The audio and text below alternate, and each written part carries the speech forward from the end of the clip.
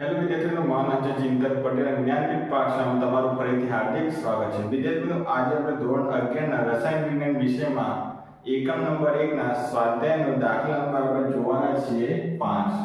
એની સરળ સમજૂતી આપણે આ વિડિયોમાં મેળવવાના છીએ. તો વિદ્યાર્થીઓ, દાખલા નંબર 5 આપણે શરૂ કરીએ. તો સૌપ્રથમ વાત કરીએ કે 500 મિલી 0.375 મોલર 0.375 મોલર નો અર્થ છે કે એનું 500 મિલી જે દ્રાવણ છે તેની મોલારિટી છે 0.375 મોલારિટી.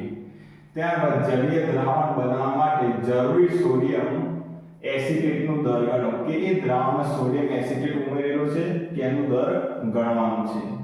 તો સોડિયમ એસિટેટનું મોલર દર આપ્યું છે સોડિયમ એસિટેટનું 82.0245 ગ્રામ પર મોલ. મોલર દર આપ્યું છે વિદ્યાર્થી મિત્રો સોડિયમ એસિટેટનું. તો આપણે અહીંયા દર શોધવું હોય તો તમે સૌપ્રથમ સોડિયમ એસિટેટના મોલ શોધવા પડે. સોડિયમ એસિટેટના મોલ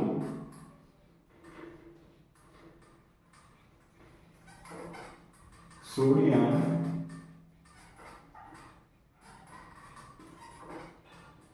મોલ અને મોલનું સૂત્ર થાય વિદ્યાર્થીઓ વજન ભાગ્યા આણ્વીય દર. વિદ્યાર્થીઓ, આપણી પાસે આણ્વીય દર તો આપણું છે મોલર દર. 1 મોલમાં આપણે છે મોલર દર તો આપણી પાસે છે આણ્વીય દર અને આપણે વજન શોધવાનું છે. તો સૌપ્રથમ આપણે સોડિયમ એસિટેટના મોલ શોધવા પડશે. મોલ કેવી રીતે શોધીશું? આપણી પાસે મોલર આપેલું છે કે મોલારિટી આપેલી છે. મોલારિટી m કેટલી છે 0.375. તો મોલારિટીનું સૂત્ર થાય મોલારિટી m બરાબર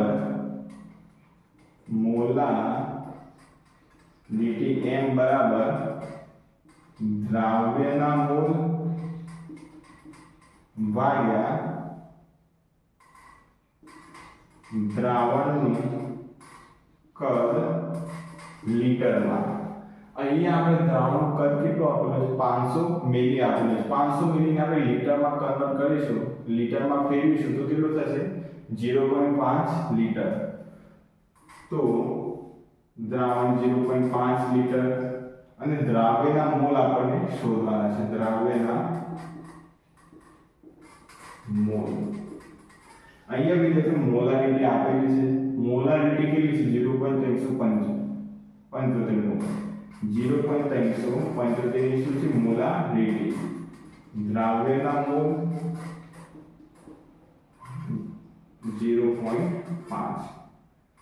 દ્રાવ્યના મોલ બરાબર 0.375 ગુણ્યા 0.5. તો વિદ્યાર્થી મિત્રો ગણતરી કરી લઈએ.